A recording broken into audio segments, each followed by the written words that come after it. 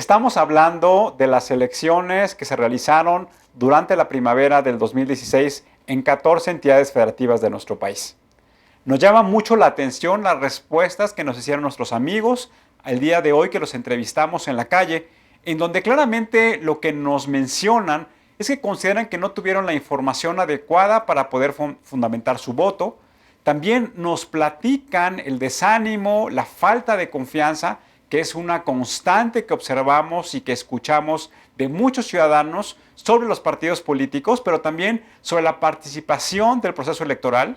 También nos llamó mucho la atención que mencionan que el proceso electoral presidencial que tendremos en el 2018 no podrá, desde su punto de vista, tener muchas diferencias con el proceso actual del 2016, en virtud que serán los mismos jugadores, es decir, los mismos partidos políticos, los que estarán participando, y claramente no vislumbran que las condiciones en las que se llevan los procesos electorales cambien de aquí a los próximos 2 años.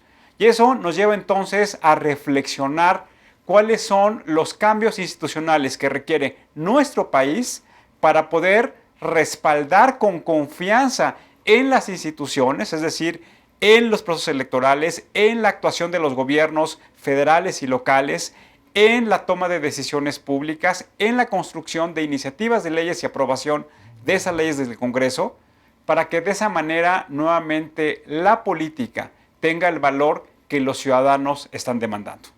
Y para ello vamos a platicar, como todos los programas, con Alfonso Rodríguez. Alfonso, ¿cómo estás? Muy bien, Tulio. ¿Tú qué tal? ¿Cómo estás? Gusto saludarte, Alfonso. Igualmente.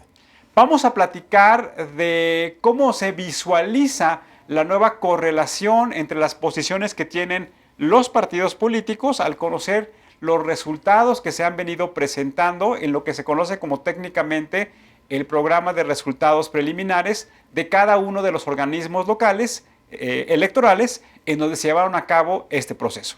¿Qué nos puedes platicar, Alfonso, de este proceso que se vivió el día de ayer, en donde hubo elección para 12 gubernaturas? Pues sí, primero platicando de las 12 gubernaturas, Tulio, pues son como resultados sorprendentes. Pareciera que las encuestas se equivocan una vez más y que ahora lo que pareciera ser que el PRI hubiera ganado la mayor parte de las gubernaturas se convierte en un triunfo casi avasallador del Partido de Acción Nacional. Ahora, yo quisiera nada más hacer una precisión. Mencionabas, las encuestas se equivocan nuevamente. Yo diría que en algunas entidades federativas el resultado es muy similar a lo que varias casas encuestadoras nos propusieron. Pienso que en los estados como el caso de Chihuahua, como el caso de Durango, como es el caso de Aguascalientes, ahí se planteaba que, de acuerdo al cálculo probabilístico que hacían, de acuerdo al diseño de las muestras que habían presentado esas casas encuestadoras, existía una diferencia importante, una diferencia que no necesariamente conllevaba a que se pudiera declarar virtualmente a un candidato como probable ganador. Me parece que sería importante que lo precisáramos, Alfonso. Sí, yo hablaba de las encuestas previas de las casas encuestadoras que hacían alusión a que el PRI iba a ser el gran ganador de esta elección y que pues hoy estamos viendo con los resultados preliminares pues que no es así. Y claramente aquí cuando les hemos preguntado a amigos encuestadores qué sucede cuando se llevan a cabo esos resultados, es decir, recordemos que siempre las encuestas que se presentan antes de que se lleve a cabo el proceso electoral, son encuestas que más o menos se levantan entre 15 a 20 días antes del proceso electoral. Y eso conlleva entonces a que los cierres de campaña, a que algunos eventos externos e incluso en que algunos votantes oculten su verdadera intención de voto. Y eso lo que demuestra entonces es que es importante generar otros instrumentos que permitan identificar cuál es el estado de ánimo de la población cuando se lleva a cabo el proceso electoral. Eso me parece que es muy relevante. Hoy el instrumento bajo el cual se está midiendo la intención de voto, pues claramente es la encuesta, pero también hay otros instrumentos en términos estadísticos, en términos metodológicos, que permiten identificar el estado de ánimo del votante y que por lo tanto se puede prever con mayor probabilidad la posibilidad de un voto oculto o de un voto que no está siendo manifestado tal cual como va a ser plasmado en la boleta electoral. Si quieres vamos a presentarles, Tulio, si te parece, a los televidentes los resultados de los cómo quedaron las elecciones en de estos dos Por estados. favor, Alfonso. Si nos pueden poner la gráfica, por favor. Sí, aquí vemos que, por ejemplo, estados que antes gobernaba el PRI, lo que está diciendo esta gráfica es cuáles son los estados que hoy ganaron las elecciones. Y, por ejemplo, tenemos en Chihuahua, que antes estaba gobernada por el PRI, ahora con los resultados, cabe la pena ser muy preciso que son resultados preliminares, con los resultados preliminares este sería el mapa y en este caso sería gobernado por el PAN, Chihuahua, también ese es el caso de Durango, es el caso de Tamaulipas, es el caso de Quintana Roo, Veracruz y Tlaxcala. Por el otro lado tenemos por parte Sinaloa, pero sigue gobernando el PRI. Zacatecas, el PRI recupera ese estado que había sido gobernado por el PRD. Perdón que te interrumpa, Alfonso, para que hacerlo también con mucha precisión. En el caso de Tlaxcala, entiendo que el PREP establece como posible candidato ganador al representante de la alianza del Partido Revolucionario Institucional. Es correcto. Es una elección en donde participaron dos mujeres, una por parte del PAN y otra por parte del PRD, y pareciera ser que el posible triunfador es el candidato hombre que representa al PRI. Aunque hoy por la cercanía que hay en las cifras, parece que todavía está muy cerca las cifras para poder decretar a un ganador preliminar. Nos vuelven a poner la gráfica para continuar platicando de esto. También el estado de Puebla continúa siendo gobernado por el PAN. Oaxaca se recupera por parte del Partido Revolucionario Institucional. Y pues ya son todos los estados los dos estados que hubo elecciones. Es decir, si podemos tratar de resumir esto, lo que significaría es que en el proceso electoral del día de ayer, 7 gubernaturas fueron ganadas por el Partido de Acción Nacional y en algunos casos por la alianza Partido de Acción Nacional, Partido de la Revolución Democrática.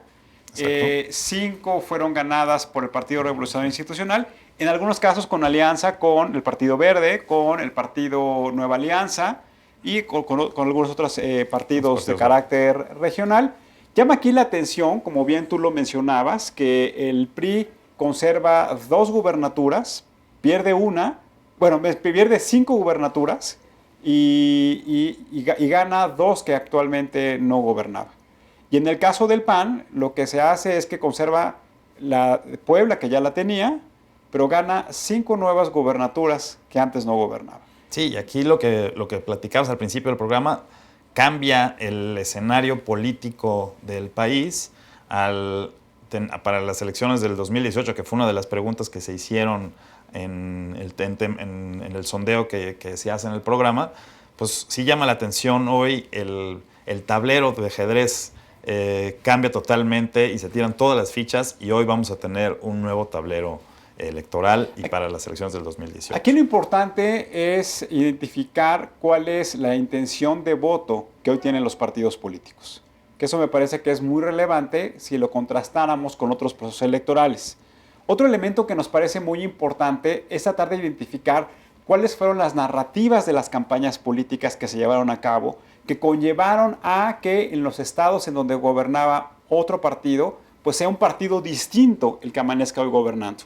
Y me parece que fundamentalmente los elementos de malos gobiernos, los elementos de gobiernos endeudados, los procesos de corrupción que en algunos casos se identificaron con la gestión de los gobernantes que todavía están siendo vigentes y que cambiarán en los próximos meses. Nuevamente el clima en algunos estados de violencia que ha sido un elemento fundamental que ha deteriorado la confianza de los ciudadanos hacia la capacidad de gestión de los gobiernos, son como que los elementos que permearon durante las campañas políticas y que desde nuestro punto de vista se tradujeron en que los ciudadanos tomaran la decisión de quitarle la confianza al partido que estaba gobernando y dársela a un partido distinto. Sí, eso llama muchísimo la atención. Es una reacción como de hartazgo de los ciudadanos, sí, para hacer como una síntesis, una acción de hartazgo de los ciudadanos como un voto de castigo a, como tú bien decías, a los gobiernos que no han dado los resultados y no han cumplido las expectativas de los ciudadanos y que hoy, pues votando por una opción distinta, los ciudadanos piensan que pueden solucionar mejor sus problemas. Y creo que aquí lo importante es que los ciudadanos hoy reflexionen que al haber elegido a un partido distinto, no necesariamente garantiza, como bien tú lo apuntas, que las condiciones de vida de las familias, que las condiciones económicas en donde se desenvuelven las empresas y las instituciones van a cambiar. No significa que el día de mañana, porque vote A o porque vote B, va a transformarse la realidad. Nos parece que hoy lo importante es que los ciudadanos tengan muy claro cuáles son los programas de gobierno que quieren que estas personas impulsen, cómo se va a reducir fundamentalmente el alto endeudamiento que tienen muchas entidades de este país, muchas entidades federativas, cómo se va a dar un impulso distinto a la política social que permita reducir esta brecha de desigualdad. Hay estados de la República en donde claramente la desigualdad es uno de los principales elementos que deterioran no solamente la confianza, sino sobre todo el estado de pertenencia de los ciudadanos a los gobiernos. Sí, si quieren, vemos quiénes son los posibles ganadores de la elección de Vamos este a verlo, verano. Alfonso. Tenemos en primer lugar la gubernatura de Aguascalientes, que es Martín Orozco, que es como el 43.53%. El siguiente, que es en Chihuahua, que es Javier Corral, que gana con aproximadamente un poquito menos del 40% de la intención de voto. El siguiente es en Durango, que se llama José Rosas, y él obtuvo el 46.29% en los resultados preliminares. Después está en Hidalgo el candidato del PRI, que es Omar Fayad, que obtuvo el 42.66%. Después está en el estado de Oaxaca con el 31.95%, Alejandro Murat, también del PRI. Y en Puebla está Antonio Gali con el 45% de la intención del voto. En Quintana Roo, Carlos González con el 45% también de intención del voto. En Sinaloa está con el 41% Quirino Ordaz. Y en Tamaulipas con el 50% está Francisco J. García. En Tlaxcala está todavía ahí muy cerca de ver quién es el ganador. En Veracruz con el 34% Miguel Ángel Yunes. Llama aquí la atención que las dos entidades de la República en donde hay gran desigualdad fueron nuevamente ganadas por el PRI, el caso de Oaxaca y el caso de Hidalgo.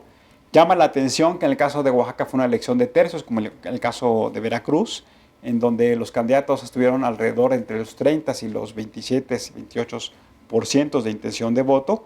Y eso lo que tendríamos que identificar ahora, una vez que esté concluido el PREP, es cómo es la integración de las cámaras locales que les permitan entonces a los gobernadores tener la capacidad de poder interactuar el Poder Ejecutivo Estatal con el Poder Legislativo Estatal, pues para llevar a cabo las iniciativas, pero fundamentalmente la aprobación del presupuesto y la aprobación de la cuenta pública.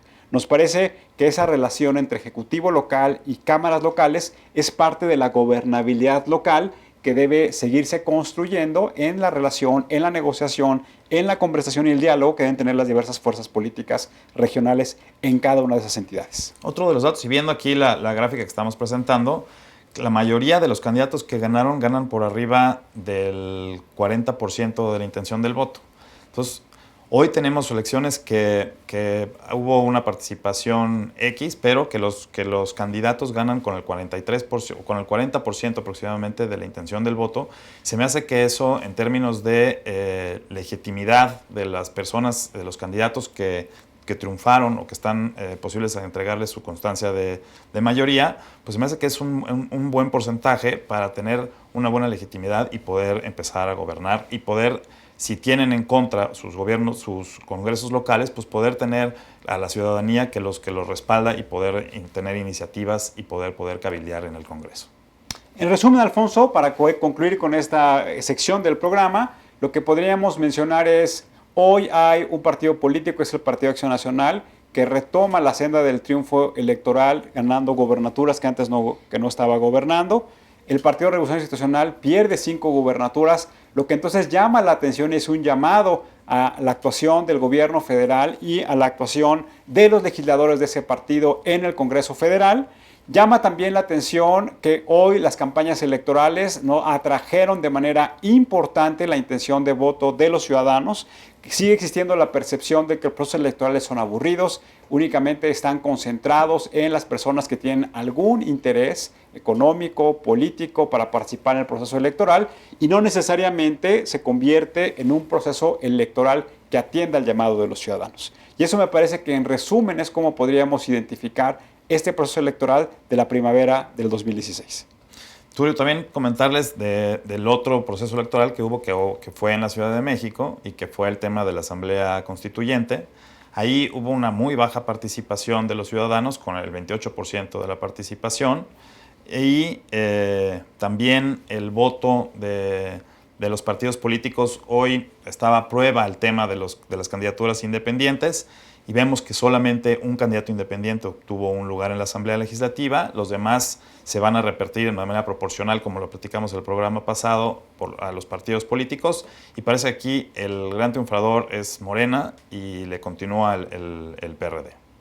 Alfonso, muchas gracias como siempre por acompañarnos. Que estés muy bien, Tulio. Hasta luego. Vamos a regresar con Valeria Moy, directora general de México ¿Cómo vamos? Vamos a platicar de cuáles son las perspectivas que tienen las entidades federativas en donde hubo proceso electoral y también vamos a tratar de identificar cuáles son los retos que tiene nuestro país en términos de diseño institucional que permita fundamentalmente estar orientados a recuperar la confianza de los ciudadanos, pero sobre todo a incorporar una calidad de mayor gestión por parte de los gobiernos locales. Regresamos.